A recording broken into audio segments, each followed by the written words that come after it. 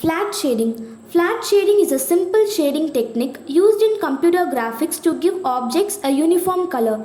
Unlike smooth shading, which interpolates colors across the surface to create a gradient effect, flat shading applies a single color or shade to an entire polygon. This technique is often used in 3D graphics to create a blocky, angular appearance that highlights the geometric shape of the model rather than the smoothness of its surface.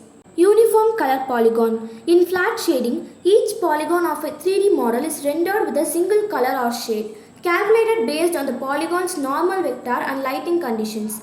This means that the entire surface of a polygon is uniformly colored, regardless of its orientation relative to the viewer.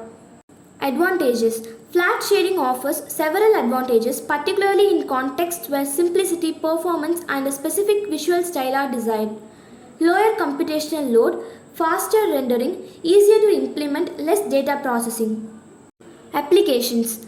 Retro and stylized graphics. Flat shading is often used in retro games or stylized graphics where a simple geometric appearance is preferred. Wireframe visualization. It's useful for wireframe models where the focus is on the geometric structure rather than realistic rendering. Performance optimization. In real-time applications like video games, flat shading can be used to reduce the computational load, especially when rendering complex scenes with many polygons. How it works. Normal vector. For each polygon in a 3D model, a normal vector is computed. This vector is perpendicular to the surface of the polygon and is used to determine how light interacts with the surface.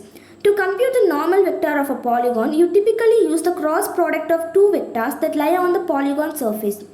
Lighting model. The color or intensity of the light on the polygon is computed using a lighting model. A common model used for flat shading is the Lambertian reflectance model for diffuse lighting. Rasterization. During the rasterization phase of the rendering pipeline, the uniformly shaped polygons are converted into pixels on the screen. The color computed for each polygon is used to fill in the corresponding pixels.